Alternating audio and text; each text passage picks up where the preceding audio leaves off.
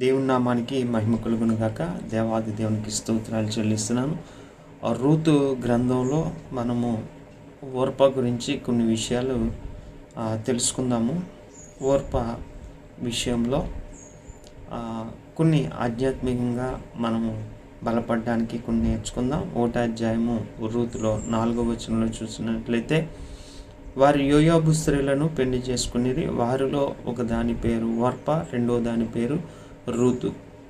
ఇక్కడ ఓర్ప విషయంలో మనం ఆలోచన చేస్తే, వారు యోయాబు స్త్రీలను పెళ్లి చేసుకునేది. వారిలో ఒక దాని పేరు ఓర్ప, రెండవ దాని పేరు రూతు అని ఇక్కడ మనం తెలియజేస్తున్నాం. అయితే ఓర్ప ఒక చరిత్ర మనం ఆలోచన చేస్తే, ఓర్ప యోయాబు దేశానికి చెందిన స్త్రీ, ఒక అన్యురాలు. ఆమె ఎలిమేకు కుమారుడైన కిల్యోనును వివాహం చేసుకుంది. అయితే కొంతకాలానికి ఆమె భర్త మరణించినట్లుగా మనం చూస్తూ ఉన్నాం. 1వ అధ్యాయం 5వ వచనంలో, అత్త నయమితో కలిసి యోధా దేశానికి బయలుదేరింది. నయమి గారు యోధా దేశానికి, అత్త అయిన నయమితో కలిసి యోధా దేశానికి ఓర్ప ప్రయాణమైనట్లుగా మనం చూస్తున్నాం.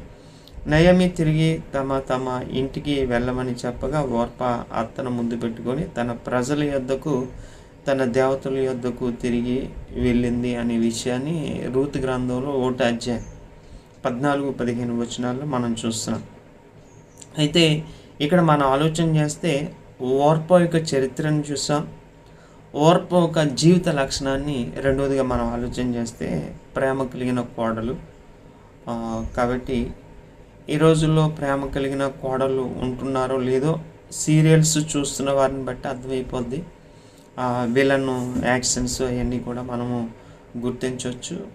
కాబట్టి ఈరోజు కోడలు ప్రేమించేవారు ఉన్నారు, లేకపోతే వేరే విధంగా ఉండేవారు కూడా ఉన్నారని కూడా మనం గమనించవచ్చు.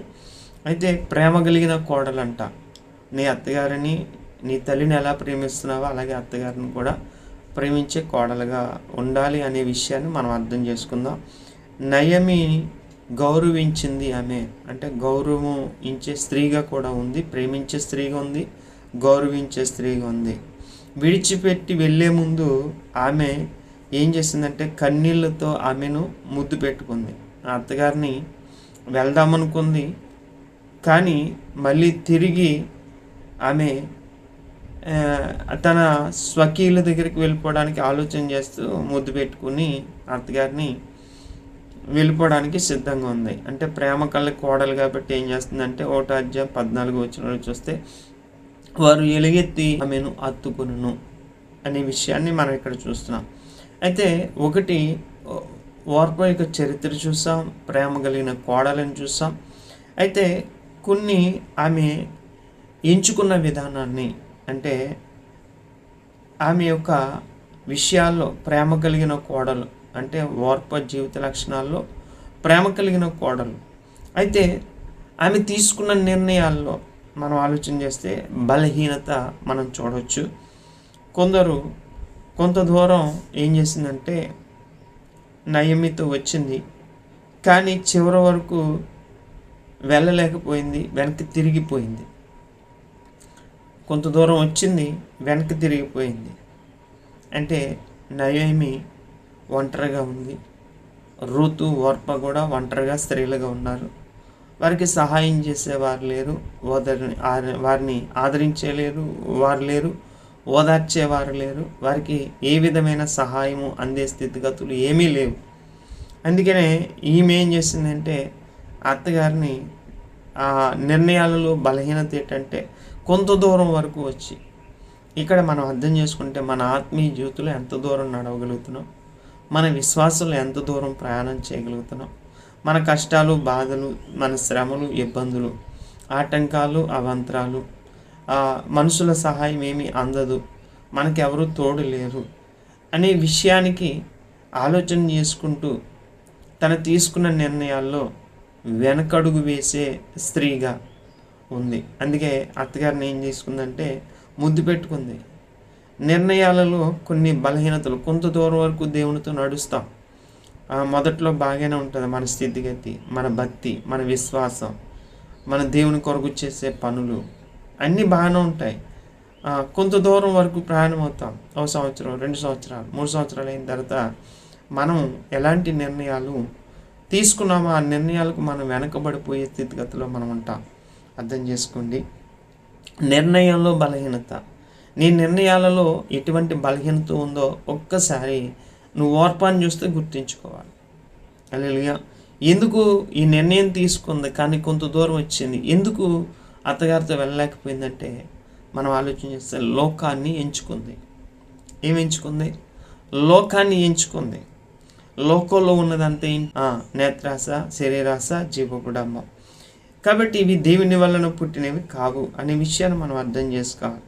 దేవుని ప్రజల కంటే తన పాత జీవితం, తన ప్రజలు, తనకున్న పరిస్థితులు, వాతావరణం, సంస్కృతిని అంతటినీ ఎంచుకుంది. అందుకే లోకం వైపు చూస్తుంది. అందుకనే మనం ఆలోచన చేస్తే ఆమె ఇదిగో నీ తోడి కోడలు తన జనుల యొద్దకును తన దేవుని యొద్దకును తిరిగిపోయినదే, నీవును నీ తోడు కోడలు వెంబడి వెళ్ళమని రూతుతో చెప్తుంది. వార్ప వెళ్ళిపోయింది. వార్ప తీసుకున్న నిర్ణయాల్లో సరిగ్గా తను ఉండలేకపోయింది. తీసుకున్న నిర్ణయంలో తన బలహీనపడ్డది. కొంత దూరం వచ్చింది, వెళ్ళిపోయింది. నువ్వు కూడా వెళ్ళిపోతావా అని. కాబట్టి ఓర్ప తీసుకున్న నిర్ణయం లోకం. మనం లోతు విషయంలో మనం చూస్తే లోతు కూడా అంతే. లోతు తన భార్య, తను కూడా మరి లోతు ఒక పట్టణాన్ని, సొదొమ గొమొర్రా పట్టణాన్ని ఎంచుకున్నప్పుడు అది చాలా చక్కగా పాలు తేనెలు ప్రవహించు ఏదోను తోట వలె పచ్చగా కనిపించింది. కొంతకాలానికి ఉగ్రత వచ్చింది. దేవుడు దూతలను పంపించాడు. పంపించిన తర్వాత దాని మీదకి అగ్ని గంధకాలు కురవబడుతున్నాయి. అబ్రహాము చేసిన ప్రార్థన దేవుడు విన్నాడు. లోతును, తన భార్యను, తన కుమార్తెలను తీసుకుని వచ్చాడు. కొంత దూరం వచ్చిన తర్వాత లోతు యొక్క భార్య స్థితి ఎలా ఉందంటే వెనకకు తిరిగే స్థితిగతి, ఉపస్తంభం అయిపోయింది. ఓర్ప కూడా అంతే. కొంత దూరం రాగలిగింది, తర్వాత వెళ్ళిపోయింది. నీ ఆత్మీయ జీవితంలో కొంత దూరం వస్తావు, కొంత దూరం విశ్వాసంలో ప్రయాణం చేస్తావు, తర్వాత నువ్వు చల్లడిల్లిపోతున్న పరిస్థితులు కలిగి ఉంటాయి. కాబట్టి లోకాన్ని ఎంచుకున్న లోతు భార్య ఉపస్తంభం అయిపోయింది. కాబట్టి మనం ఆలోచన చేద్దాం. ఇక్కడ మన పరిస్థితులు, ఓర్ప పరిస్థితులు, లోకాల్లో ఉన్న వ్యక్తులను, పాత జీవితం, అలాగే ప్రజలతో ఉన్న సంప్రదాయాలు, ఆచారాలు అన్నిటిలో తను కూరుకుపోవడానికి వెనకెళ్ళిపోయింది.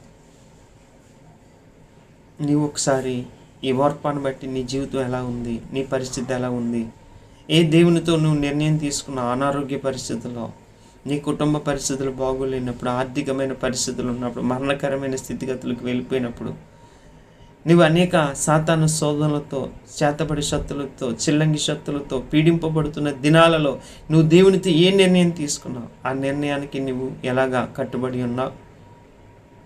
ఓర్ప వలె లోకం వైపు తిరిగిపోతూ వెనక్కి వెళ్ళిపోయిన స్థితిగతులు, నాగుట్టుపైన చేతులుంచి వెనక్కి తిరిగి చూసివాడు నాకు పాత్రుడు కాదు అన్నట్లుగా మనం స్థితిగతులు ఎలా ఉన్నాయని ఓర్పాన్ని బట్టి మనం ఆలోచన చేయాలి. కాబట్టి ఓర్ప జీవితంలో మనం చరిత్ర చూసాం, ఓర్ప జీవిత లక్షణాలు చూసాం, తీసుకున్న నిర్ణయాల్లో బలహీనత చూసాం, లోకాన్ని ఎంచుకుంది. ఆత్మీయ పాఠం మనం అర్థం చేసుకుంటే భావోద్వేగం మాత్రమే సరిపోదు. కన్నీళ్లు పెట్టుకోవడం కంటే దేవుని మార్గంలో నిలకడగా ఉండడం ప్రాముఖ్యం. మాట్లాడితే కన్నీళ్ళు పెడతాం, ఏడుస్తాం, కానీ దేవుని మార్గాల్లో నిలకడగా ఉండడం. అత్తగారి దగ్గర ఏదో 2 కన్నీళ్ళు కార్చి, అత్త నీ జీవితం ఎలాగుంది, నీ పరిస్థితి ఎలా ఉంది, నీతో నేను ఉండలేను, నువ్వైతే వృద్ధాప్యంలో ఉన్నావు, ఇంకా మా చరిత్ర నీతో పాటు ఉంటాయి అయిపోద్దత్త అని 2 కన్నీళ్ళు కార్చి అత్త నిన్ను విడిచిపెడేస్తున్నాను అని ఏదో చిన్న ముద్దు పెట్టుకుని వెళ్ళిపోయిన ఓర్పను మనం చూస్తూ ఉన్నాం. ఇస్కరియోతు యోధ అంతే, ముద్దు పెట్టేశాడు యేసు ప్రభుని అమ్మేసినట్లుగా. మనం ఆలోచన చేయాలి. కాబట్టి మధ్యలో తిరిగిపోకూడదు, వెనక్కి తిరిగిపోకూడదు. క్రీస్తును అనుసరించే వారికి చివరి వరకు విశ్వాసంలో నిలబడాలి. మత్తయి సువార్తలో మనం చూసినట్లయితే మత్తయి సువార్త 24వ అధ్యాయంలో ఓ చక్కటి మాట మనం చూస్తున్నాం. మత్తయి సువార్త 24వ అధ్యాయము 13వ వచనంలో మనం చూస్తే చక్కగా ఈ మాట ఉంది. అంతం వరకు సహించువాడు ఎవడో వాడు రక్షింపబడతాడు. అంతం వరకు మన కష్టాలు, బాధలు, శ్రమలు, ఇబ్బందులు, వేదన, కన్నీరు, దుఃఖము, మరణము, స్నేహితులు దూరమై, బంధువులు దూరమై, అన్ని స్థితిగతులు అనుకూలం కాక ఫైనాన్స్ పరంగా నలిగిపోతే ఇబ్బంది పడుతున్న మన జీవితాల్లో ప్రభు ఉన్నాడు. నన్ను పిలిచిన దేవుడు నమ్మదగినవాడు. నన్ను భూమి పునాదులు వేయబడక మునిపే ఏర్పాటు చేసుకున్న దేవుడు గొప్ప దేవుడు అని నువ్వు ఆయన యందు విశ్వాసం ఉంచాలి. అందుకనే అంతం వరకు క్రీస్తును అనుసరించేవాడు రక్షింపబడతాడు. కాబట్టి సరైన నిర్ణయం ఒక ఆశీర్వాదాన్ని తెస్తుంది. మనం తీసుకున్న నిర్ణయంలోనే ఆశీర్వాదం. నువ్వు ఏ సంఘంలో ఉన్నావు, ఏ సేవకునితో నీవు సువార్త ఆలకించావు, ఏ సేవకుడు నీ దగ్గరకు వచ్చి కన్నీరు కార్చాడు, మోకరించాడు, ప్రార్థన చేశాడు. కాబట్టి ఈ సేవకుడు వచ్చిన తర్వాత నాకు ఆశీర్వాదకరంగా ఉన్నాను, నా కుటుంబం దీవెనకరంగా ఉన్నాను, నా బలహీనతల నుంచి స్వస్థత వచ్చింది, ఈ సేవకుడు కన్నీరు కార్చాడు అని నీవు ఏ సంఘానికి వెళ్దామనుకుని దేవుడు దర్శనం చూపెట్టి ఆ సంఘంలో నీవు నిలిచి ఉండాలి. నువ్వు తీసుకున్న నిర్ణయం కష్టమైనా, బాధ అయినా, ఇబ్బంది అయినా, ఏదైనా నిర్ణయానికి నువ్వు కట్టుబడి ఉండాలి. సరైన నిర్ణయం. ప్రభా నా అనారోగ్యంలో స్వస్థపరిస్తే నీతోనే ఉంటాను అంటారు. ఆర్థిక రుణాలు తీరిపోతే నీతోనే ఉంటాను ప్రభు అంటారు. నా పిల్లకి వివాహం అవుతే నీతోనే, గర్భఫలం అవుతే నీతోనే, చక్కని ఇల్లు కడితే నీతోనే, నిన్నే ఆరాధిస్తాను, నీవే కావాలి ప్రభా నాకు అనుకుని తీసుకున్న నిర్ణయం, ఆ నిర్ణయమే నీకు ఆశీర్వాదాన్ని తీసుకొస్తుంది. చివరి వరకు నిర్ణయం.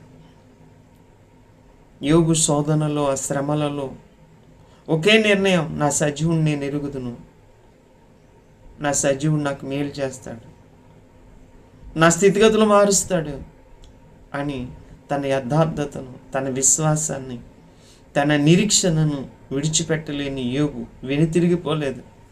భార్య చెప్పిన మాట వల్ల కూడా, ఎందుకయ్యా నీ స్థితిగతులు పాడైపోయినాయి, నీ దేవుణ్ణి దూషించి మరణం కమ్ము అని చెప్పినా సరే ఆయన ఒక్క మాట అయినను దేవునికి తన నోటి మాట ద్వారా కూడా దేవుని దూషించడానికి ఇష్టపడలేదు. కాబట్టి అందుకే యోబుకి ఆశీర్వాదం వచ్చింది. హల్లెలూయా. ఓర్పా వెనక్కి వెళ్ళింది, రూతు దేవుని వైపుకు వచ్చింది. అందుకనే రూతు మెస్సయ వంశావళిలో ఆమె చేర్చబడింది అనే విషయాన్ని, అందుకే అత్తగారిని రూతు హత్తుకుని ఉందంట.